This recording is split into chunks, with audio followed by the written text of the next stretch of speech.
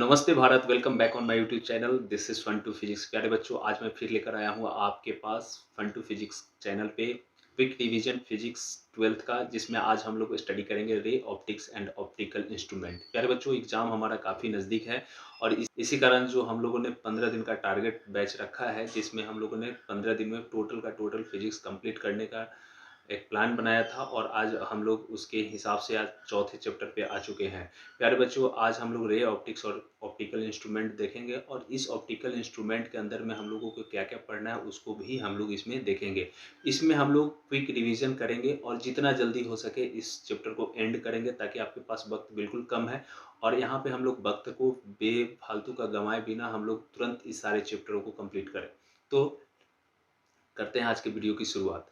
प्यारे बच्चों, जब सबसे पहला जो टॉपिक हमारे पास लॉ ऑफ रिफ्लेक्शन है। लॉ ऑफ रिफ्लेक्शंस क्या होता है कि प्यारे बच्चों, इंसिडेंट रे और ये रिफ्लेक्टेड रे। देखो, ये जो इंसिडेंट रे है और ये जो रिफ्लेक्टेड रे है, ये और ये नॉर्मल तीनों एक ही पॉइंट पे मिलता है। That is the law of reflections. ध्यान देना कि ए रे और ए नॉर्मल जब जहाँ पे भी मीट करता है, that point is denoted by U O, और उसी पॉइंट को हम लॉ ऑफ रिफ्लेक्शन समझते हैं और कहते हैं। इसके हिसाब से क्या होता है कि इसमें एंगल आई और एंगल आई जो है एंगल आर के क्या होना चाहिए, बिल्कुल बराबर होना चाहिए। ये भी ध्यान देने योग्य है कि एंगल आई जो है हमेशा एंगल आर के क्या होंगे, बराबर होंगे। और इसी को यहाँ पे एक्सप्लेन किया है कि the incident ray, the reflected ray and the normal to the surface at the point of incident all lie the same plane। ठीक है, सारे के सारे एक ही प्लेन में लाइज करता है। और दूसरा एंगल आई और एंगल आर को क्या कहते हैं, बराबर कहते हैं। तो यही आपका एंगल ऑफ इंसिडेंट कहा जाता है। क्लियर है। अब आइए formation of image by the plane mirror. Formation of image plane mirror से क्या होता है, इसको ध्यान देंगे। The formation of the image a point of the object O. इस पॉइंट को मान लिया गया है कि एक ऑब्जेक्ट है और इसका इमेज यहाँ बन रहा है। That is the image right. तो ये पॉइंट ओ है and that is the image. अब यहाँ पे बताया गया है प्यारे बच्चों कि the formation of image of point the object O by the plane mirror is represented in the figure. इस फिगर में उसको रिप्रेजेंट किया गया है। द फॉर्मेशन हैज, क्या क्या इसमें कहानियां हैं उसको देखेंगे। इसमें बोला गया है कि the size of object is equal to the size of image. यानी कि साइज ऑफ इमेज और साइज ऑफ ऑब्जेक्ट दोनों आपस में क्या होना चाहिए, इक्वल होना चाहिए। ये भी ध्यान देने योग्य है कि साइज ऑफ ऑब्जेक्ट और साइज ऑफ इमेज, ए वाले ऑब्जेक्ट का साइज और ए इमेज का साइज इस नॉर्मल एक्सिस से, ए वाले एक्सिस से कितना है, तो दोनों आपस में क्या होना चाहिए, बराबर होना चाहिए। राइट। नेक्स्ट है इसमें कि the object distance and the image distance O M और एम आई दोनों आपस में क्या होना चाहिए, बराबर होना चाहिए। ए वाला डिस्टेंस और ए वाली डिस्टेंस दोनों आपस में क्या होना चाहिए, ए वाले डिस्टेंस और ए वाले डिस्टेंस भी आपस में इक्वल होना चाहिए। राइट। तो हम लोग इसमें क्या करें कि ऑब्जेक्ट का साइज, इमेज का साइज बिल्कुल क्लियर बराबर होना चाहिए और जो डिस्टेंस है ओ एम का और एम आई का दोनों आपस में क्या होना चाहिए, इक्वल होना चाहिए। नेक्स्ट है इमेज वर्चुअल और इरेक्ट होगा when a mirror is rotated through the certain angle, the reflected ray is rotated through the twice of that angles. यानी कि अगर मिरर को रोटेट किया जाए कुछ एंगल से, तो उसी एंगल के दो गुने से, 2 टाइम्स मोर देन, ये आपका इमेज द रिफ्लेक्टेड रे क्या होगा, 2 टाइम्स ज़्यादा ये क्या करेंगे, रोटेट कर जाएंगे। राइट। नेक्स्ट है हमारा reflections of the light from the spherical mirror. Reflections through the light from the spherical mirror क्या क्या होता है। Spherical mirror is the part cut from the hollow sphere. ठीक है, हम लोग होलो स्फीयर से इस तरह के स्फीयर से हम लोग एक मिरर का क्या करते हैं, पार्ट को काटते हैं। They are generally constructed from the glass. एक जो होलो स्फीयर होता है वो किस चीज़ का बना होता है, ग्लास का बना होता है। The reflection at the spherical mirror also kept place and accordance with the laws of reflection. और ये जो हम लोग जितने भी काम करेंगे वो लॉ ऑफ रिफ्लेक्शंस के हिसाब से ही उसमें हम लोग क्या करेंगे, वर्क करेंगे प्यारे बच्चों। नेक्स्ट हमारा कि साइन कन्वेंशन। अब देखो प्यारे बच्चों, ये बिल्कुल आसान है। साइन कन्वेंशन को समझना है तो बिल्कुल आसान है। पहले ये समझ लो कि हम इस जगह पे खड़े हैं। राइट। यहाँ पे एक मिरर है और यहाँ पे हम खड़े हैं और ये प्रिंसिपल एक्सिस है। तो हम पहला जो पॉइंट लिखेंगे कि all sign should be taken from that side. यानी कि जितने भी होंगे सबको हम लोग को कहाँ से मेजर करना है, इस जगह से मेजर करना है। ऊपर की तरफ अगर हम पॉजिटिव लेते हैं तो नीचे की तरफ क्या लेंगे, निगेटिव। और टुवार्ड द रे, अगर रे का डायरेक्शन ऐसे है और हम भी ऐसे चल रहे हैं तो ये पॉजिटिव लेंगे। और अगर रे का डायरेक्शन ऐसे है और हम इधर से इधर मेजर करेंगे तो उसको हम लोग निगेटिव लेंगे, ध्यान रखना। और इसी को डिटेल्स में यहाँ लिखे गए हैं। All distance are the measure at the pole of the mirror, इस पॉइंट को पोल ऑफ द मिरर बोलते हैं, वहीं से हम मेजर करते हैं। Direction of incident light is taken positive, और रिफ्लेक्टेड लाइट को इसके बाद में क्या करेंगे, निगेटिव ले लेंगे। और अपवार्ड के लिए डायरेक्शंस अगर हम प्लस लेते हैं तो डाउनवार्ड के लिए क्या होंगे, निगेटिव ले लेंगे। इसी चीज़ को एक्सप्लेन कर देना है साइन कन्वेंशन में। तो हम प्यारे बच्चों इसी ट्रिक से आपको समझा दिए कि सारे पोल से मेजर करेंगे, ऊपर जाएंगे प्लस, नीचे जाएंगे निगेटिव। लाइट के साथ लाइट जिधर से आ रहा है, इंसिडेंट रे जिधर से आ रहा है, अगर उसी के डायरेक्शन में मेजर करेंगे तो पॉजिटिव, और उसके अपोजिट डायरेक्शंस में मेजर करेंगे तो निगेटिव। यही होता है sign convention of the mirror. प्यारे बच्चों बहुत ही मज़ेदार चैप्टर है। अब आता है focal length of the spherical mirror.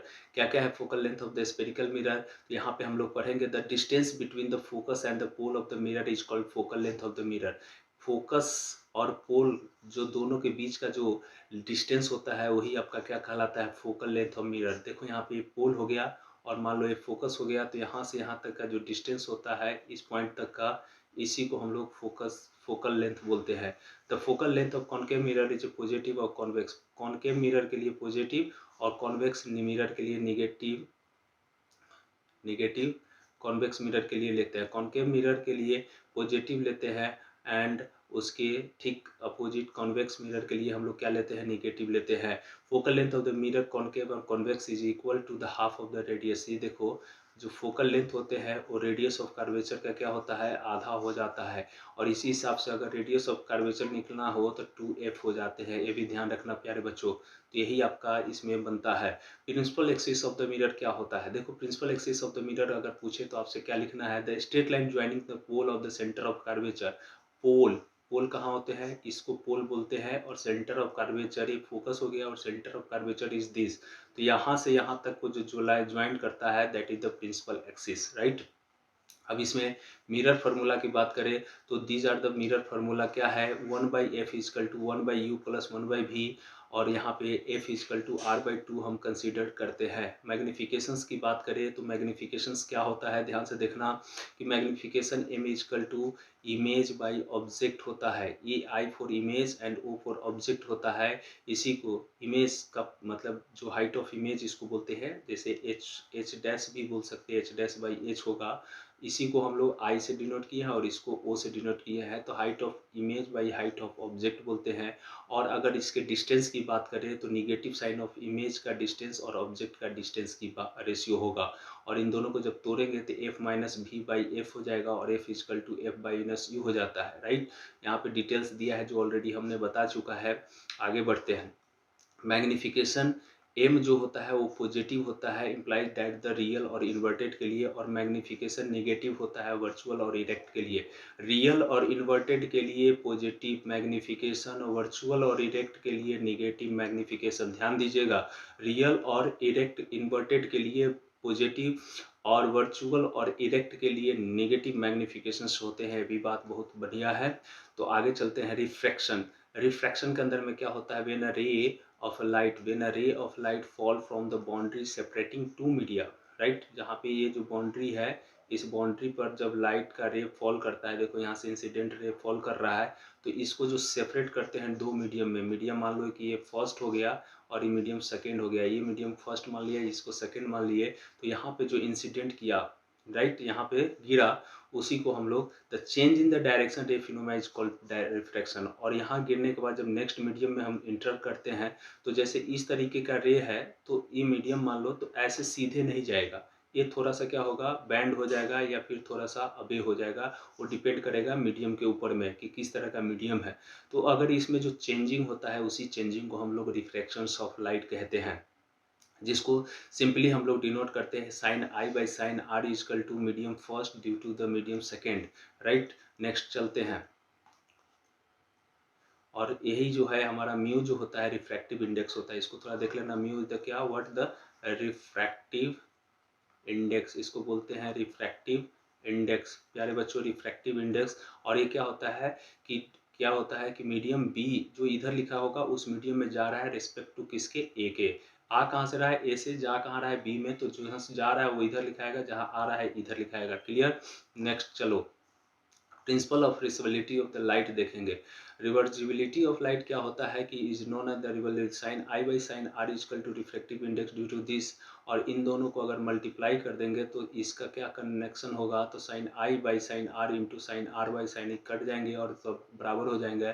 तो यही मीडियम को अगर डिफाइन करेंगे तो ये मीडियम हमारा बन जाता है कि A B due to A equal to one by A due to B, right. अगर हम एक इन दोनों का कंपेरिजन करें तो मान लो इधर से अगर हम देखना चाहें तो इधर के लिए क्या हो जाएगा, बी में ए ड्यू टू ए, और इधर के लिए जब आएंगे तो A refractive index due to B. तो इन दोनों का रेशियो की जब बात करें तो एक हो जाएगा, मान लो A due to B equal to 1 refractive index B due to A. इस तरीके से फॉर्मेशन देता है। तो ये भी काफ़ी आसान था, इसको याद रख लेंगे। अब देखो method to determine the refractive index of the medium, तो mu equal to velocity of light in air और velocity of light in medium. और यहाँ पे इसी को अगर लिखते हैं 1 बाई साइन सी हो जाता है, that is the C is the critical angle. C is what, that is the critical angle, right. ध्यान दीजिएगा, क्रिटिकल एंगल आप किसे कहते हैं उसको समझ लेते हैं। The critical angle is the angle of incident is denser medium corresponding to the refractive is just greater surface of separation. Separation पे ये डिपेंड करता है। Apparent depth of the liquid क्या होता है, अपरेंट डेप्थ ऑफ लिक्विड क्या होता है कि if the object is plate at the bottom of the transport medium, जैसे यहाँ मान लो ऑब्जेक्ट है, ये गहराई है, तो यहाँ पे कोई ऑब्जेक्ट डेप्थ है और उसका रिफ्लेक्शन हमको यहाँ पे दिख रहा है, that is the apparent depth, right. तो रियल डेप्थ और अपरेंट डेप्थ के रेशियो को हम लोग refractive index of the medium बोलते हैं, राइट। ये भी ध्यान देने की बात है, बहुत बढ़िया। आगे बढ़े। अब refraction through the single surface, प्यारे बच्चों U1 and U2 are the refractive index of the first and the second media, R the radius of the curvature, right. R is the radius of curvature. तो spherical mirror का जो formula बन के हमारे पास आएगा, that is the μ2 by u2 μ1 by u equal to μ2 minus μ1 by r हो जाएंगे इसका फॉर्मूला, प्यारे बच्चों, राइट। अब ध्यान दीजिएगा प्यारे बच्चों, इसमें refraction through the thin lens, अगर पतले लेंस के की बात करें तो उसका रिफ्रैक्शन क्या होगा उसको हम लोग देखेंगे। तो refraction through the thin lens क्या होता है, R1 R2 the radius of curvature, the first and second refraction surface of the lens, the focal length should be this 1 by AF is equal to mu2 minus mu1 by mu1 into 1 by R1 minus 1 by R2, this is the formula, right. ये भी ध्यान देने योग्य बात है, बढ़िया है। आगे बढ़े, चलो। इफ द लेंस ऑफ अब देखो, if the lens of surrounded by the air, अगर एयर से भरा हुआ है तो उसमें क्या होगा, तो μ1 1 हो जाएगा, μ2 का म्यू वैल्यू लेंगे तो उसका formula 1 by F equal to μ1 minus 1 by R1 minus 1 by R2 हो जाता है, बढ़िया है। The lens of lens formula अगर हम बात करें तो 1 by F equal to 1 by V minus 1 by U हो जाता है, ये भी बहुत बढ़िया है, राइट। नेक्स्ट हम लोग चलते हैं magnification produce by the lens. अब लेंस से मैग्निफिकेशन कैसे प्रोड्यूस होता है, काफी इंपॉर्टेंट चैप्टर है प्यारे बच्चों, इसलिए हम फटाफट करवा रहे हैं कि आपका एग्जाम करीब है। तो एम इजकल टू, देखो magnification of the produce by the lens है, तो एम का अगर जहां हम बात करते हैं, यहाँ भी ऑब्जेक्ट और इमेज के रेशियो होता है, वहां पे भी ऑब्जेक्ट और इमेज का रेशियो था, यहाँ भी ऑब्जेक्ट और इमेज का है, और इसके डिस्टेंस का भी बात है। सिर्फ यहाँ पे नेगेटिव साइन नहीं होता है, अभी ध्यान दीजिएगा, नेगेटिव साइन नहीं होता है लेंस में, बट मिरर में इन दोनों के बीच में क्या होता था, नेगेटिव साइन भी होता था, U by V by U के बीच में, राइट। ये भी ध्यान देने योग्य है, क्लियर। नेक्स्ट हम लोग देखते हैं इसमें, तो हमारा है power of lens. Power of lens क्या होता है, तो एकदम बिल्कुल ध्यान दीजिएगा कि फोकल लेंथ का सीधा आधा पावर ऑफ लेंस हो जाता है, P equal to 1 by F हो जाता है, जिसको हम लोग मीटर में रखते हैं, राइट। ये भी ध्यान दीजिएगा, और सेंटीमीटर में अगर करेंगे तो ऊपर 100 से मल्टीप्लाई होगा, और इसका जो ऐसा यूनिट था दैट इज द डायोप्टर्स, बहुत बढ़िया बना के रखे हुए हैं लेंस। अब लेंस जो है यहाँ पे आप देखिए, focal length of the thin lenses की जब बात कर रहे हैं तो 1 by F1 equal to 1 by F की अगर बात करें, that is the 1 by F is equal to 1 by F plus 1 by F two plus F 1 by F 3, ये थिन लेंसेज की बात होती है, थिन लेंस। और इस तरह से डॉट डॉट कर दिया, मतलब कि बहुत सारे चीज़ कॉन्टैक्ट में जब आएंगे तो हमारे इसी तरह से जुड़ते चले जाएंगे। रिफ्लेक्शन थ्रू द प्रिज्म क्या होता है, प्रिज्म का अगर रिफ्लेक्शन करें तो डेल्टा, डेल्टा का वैल्यू जो होता है आई प्लस ई माइनस ए के बराबर होता है, जहाँ पे ई जो है एंगल ऑफ इमर्जेंस होते हैं और ए जो होता है एंगल ऑफ प्रिज्म होते हैं और I the angle of incident होते हैं, राइट। और डेविएशंस डेल्टा होता है, राइट। तो ये ध्यान दीजिएगा। एंगल ऑफ डेविएशंस को अगर निकालना हो तो कैसे निकाल, mu equal to sine A plus delta M by two, sine A by two होता है। ये भी बहुत इंपॉर्टेंट फॉर्मूला है, इसको ध्यान रखिएगा कि mu equal to sine A plus delta M by two और साइन ए बाई टू। अब डिस्पर्सन की बात करें, what is the dispersion, the splitting white light from the constituent colors they call dispersion, the light prism called the deviation will the dispersion। समझ आया कि मान लो एक वाइट कलर लेकर आया और इसका डिविएशन 7 कलर में हो जाता है, प्रिज्म के थ्रू ऑब्टेन होता है 7 कलर, 2 2 4 2 6, एक कलर और ले लेते हैं 7 और इसको एक स्क्रीन पर ऑब्टेन करते हैं जिस तरह से ये आता है, देखो। तो इसी को हम लोग डेविएशंस बोलते हैं। क्लियर, आगे बढ़े। ऑप्टिकल इंस्ट्रूमेंट की बात करें, what is the optical instrument, तो optical instrument are the device which help to the human eye to observe the highly magnified image in object. किसी बहुत छोटे ऑब्जेक्ट को देखने के लिए जो इंस्ट्रूमेंट का जरूरत पड़ता है, that is the optical instrument, right. Human आई का अगर बात करें तो ह्यूमन आई क्या होता है, it most familiar to complicated optical instrument provide the nature of living beings, this device is enter through the curve from the surface called the cornea pass through the pupil center holes of the iris। जैसे आपने class 10th में भी पढ़ा होगा कि आई का construction, तो उसमें जो आगे का फ्रंट भाग होता है वहाँ से कैसे लाइट इंटर करता है और कर्निया कैसे कंट्रोल करता है उस लाइट को और कैसे जाके इमेज को जो एक लेंस के माध्यम से निकालता है, तो रेटिना के ऊपर में फॉर्मेशंस होता है, सारे आपको डिटेल्स पता होगा, उसी को हम लोग बोलते हैं ये ह्यूमन आई के कंस्ट्रक्शन के बारे में। अब ये light is the focus of the I, lens is the retina, देख रहा हूँ, और ब्रेन पर वही इन्फॉर्मेशन, रेटिना पर जब जाता है तो वहाँ से एक जो है इन्फॉर्मेशन ब्रेन को मिलता है, तब हमें पता चलता है कि इस टाइप का इमेज बना होगा।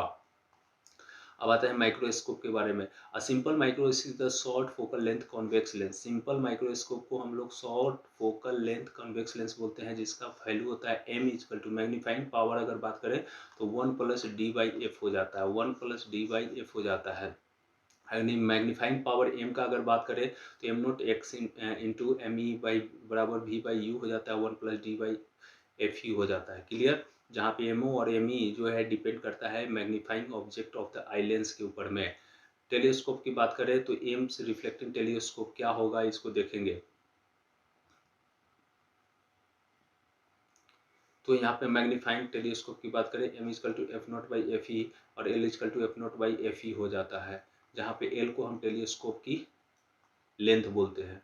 नेक्स्ट हमारे पास the for the final length of the format distance divided to magnifying power, that is the m is equal to f naught by mv or 1 plus fe by d, that is the revolving power of telescope क्या हो जाता है, theta is equal to 1.22 lambda by d, जहाँ पे lambda जो होते हैं wavelength होते हैं और जो d होता है डायमीटर ऑफ टेलीस्कोप ऑब्जेक्ट का डायमीटर होता है, जो telescope diameter of the objective of the telescope, ठीक है, ऑब्जेक्टिव ऑफ द टेलीस्कोप होता है। और थीटा जो होता है angle suspended by the point object, जो पॉइंट ऑब्जेक्ट का एंगल होता है उसी को हम लोग थीटा को डिनोट करते हैं, राइट। तो ये सारी चीज़ दिए रहते हैं, तो इस तरीके से आप इस सारे चीज़ों को कर पाएंगे।